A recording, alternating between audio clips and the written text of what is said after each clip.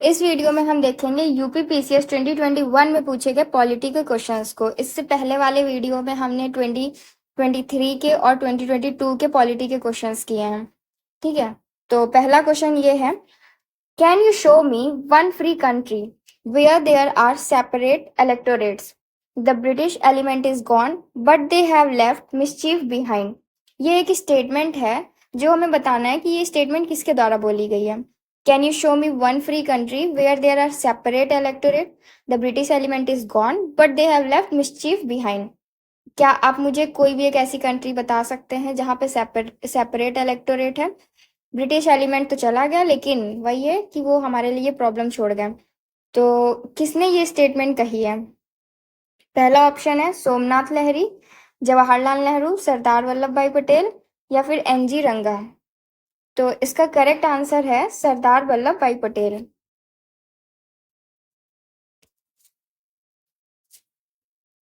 ठीक है,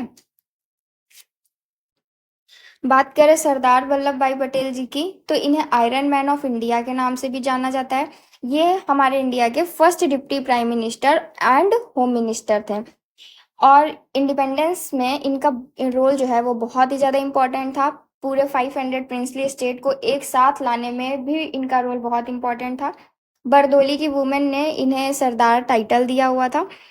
और जो हमारी कॉन्स्टिट्यूएंट असेंबली है वो पहली बार 9 दिसंबर 1946 को बैठी थी, और कॉन्स्टिट्यूशन को बनाने में पूरे 2 साल 11 महीने लगे थे। तो इन 2 साल 11 महीने में क्या हुआ कि बहुत सारी डिबेट्स हुई। उन्हीं में एक डिबेट हुई थी जब सरदार वल्लभ भाई पटेल जी ने ये बात कही थी कि can you show me one free country where there are separate electorates, the British element is gone but they have left mischief behind.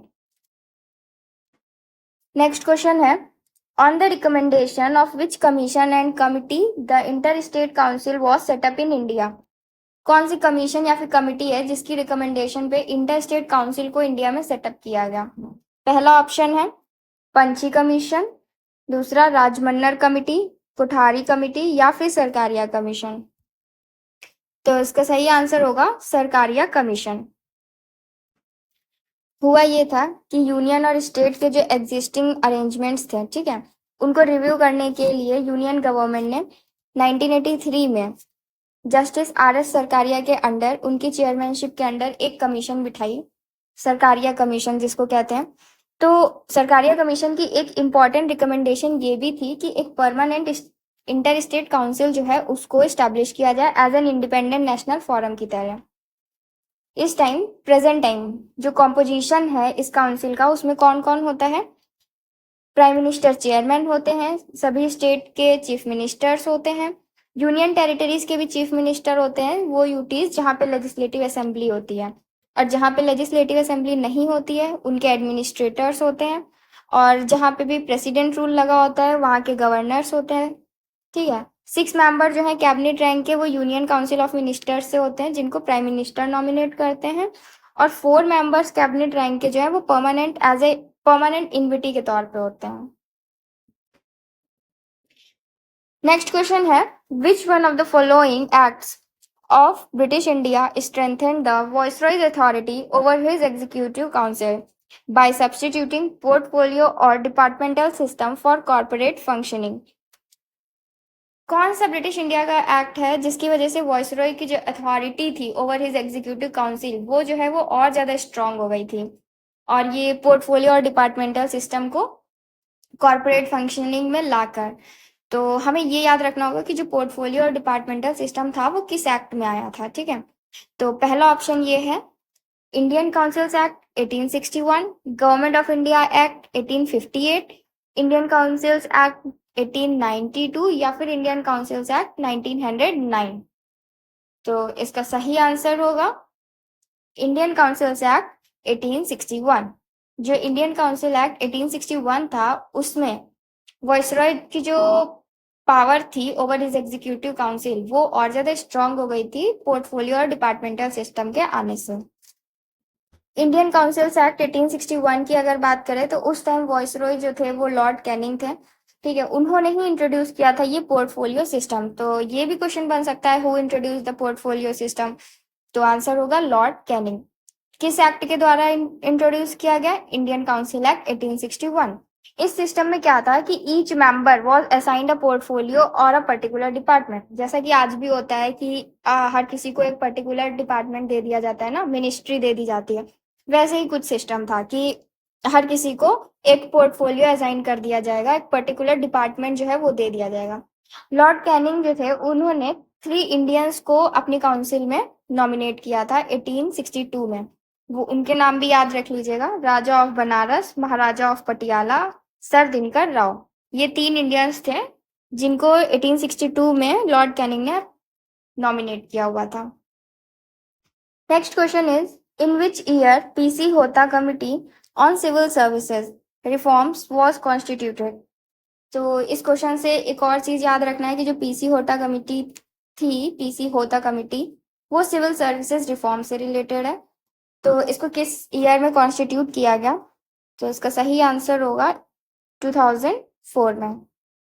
2004 PC Hota Committee on Civil Services Reforms was constituted. The committee recommended that the age for entrant to the higher civil services should be between 21 to 24 years, with a 5 years age concession for the members of the scheduled caste and scheduled tribes, and 3 years for the other backward classes. तो 2004 में इस committee को constitute किया गया था और इनकी recommendation ये थी कि जो हायर सिविल सर्विसेज में एंट्रेंट्स होंगे उनकी जो एज है वो 21 से 24 के बीच में होनी चाहिए, और जो भी SC ST के लोग होंगे उन्हें 5 ईयर्स का कंसेशन दिया जाएगा, और OBC के जो कैंडिडेट्स होंगे उन्हें 3 ईयर्स का कंसेशन दिया जाएगा। Next question is The National Disaster Management Division in India is the nodal division in the Ministry of Home Affairs for disaster management. Who is the ex officio chairman of the National Disaster Management Authority? जो national disaster management authority है उसके ex officio chairman कौन होते हैं? तो option ये है the prime minister, home minister, defence minister या फिर health and family welfare minister. तो इसका करेक्ट आंसर होगा द प्राइम मिनिस्टर। जो प्राइम मिनिस्टर होते हैं वही एक्स ऑफिशियो चेयरमैन होते हैं नेशनल डिजास्टर मैनेजमेंट अथॉरिटी के। और अगर आप इस क्वेश्चन को ध्यान से पढ़ेंगे तो इस क्वेश्चन से हमें एक और इन्फॉर्मेशन मिल रही है कि जो नेशनल डिजास्टर मैनेजमेंट डिवीजन है वो नोडल डिवीजन है under the ministry of home affairs. तो ये भी पूछा जा सकता है ना कि किस मिनिस्ट्री के अंतर्गत ये आता है। नेशनल डिजास्टर मैनेजमेंट अथॉरिटी जो है ये डिजास्टर मैनेजमेंट एक्ट 2005 के अंडर सेटअप की गई है। ये एक स्टैट्यूटरी बॉडी है, ऑल्सो एपेक्स बॉडी भी है for disaster management in India. इसका काम है पॉलिसीज, प्लान्स और गाइडलाइंस फॉर्मुलेट करना। It is the nodal division under the ministry of home affairs. ठीक, और जो PM होते हैं वही एक्स ऑफिशियो चेयरमैन होते हैं NDMA के। जो कैबिनेट मिनिस्टर जो होता है वो वाइस चेयरमैन होता है। इसमें टोटल 8 मेंबर्स होते हैं स्टेट के एज इट्स मेंबर।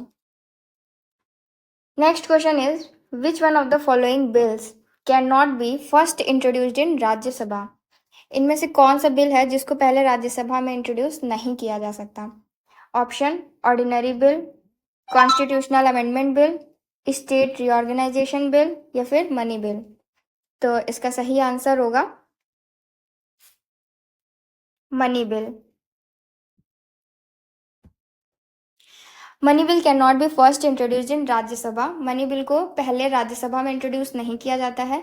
आर्टिकल 110 जो है वो मनी बिल से रिलेटेड है, और किसी भी बिल को हम मनी बिल तभी कहेंगे अगर वो टैक्सेशन, बोरोइंग या फिर एक्सपेंडिचर से रिलेटेड है। तो मनी बिल को हमेशा प्रेसिडेंट की प्रायर अप्रूवल से ही इंट्रोड्यूस किया जाता है। How many bill passed, money bill को पास कैसे किया जाता है? ठीक है, तो सबसे पहले प्रेसिडेंट की प्रायर अप्रूवल से इसको लोकसभा में इंट्रोड्यूस किया जाता है। फिर इसको पास होने के लिए सिंपल मेजॉरिटी चाहिए by all members present and voting. उसके बाद इसे राज्यसभा में भेजा जाता है फॉर रिकमेंडेशंस के लिए। अगर 14 डेज के अंदर राज्यसभा कोई भी रिकमेंडेशन नहीं दे रहे हैं तो इसे पास माना जाएगा, और अगर वो कोई रिकमेंडेशन दे भी रहे हैं तो उस रिकमेंडेशन को मानना है या नहीं मानना है ये लोकसभा के ऊपर है।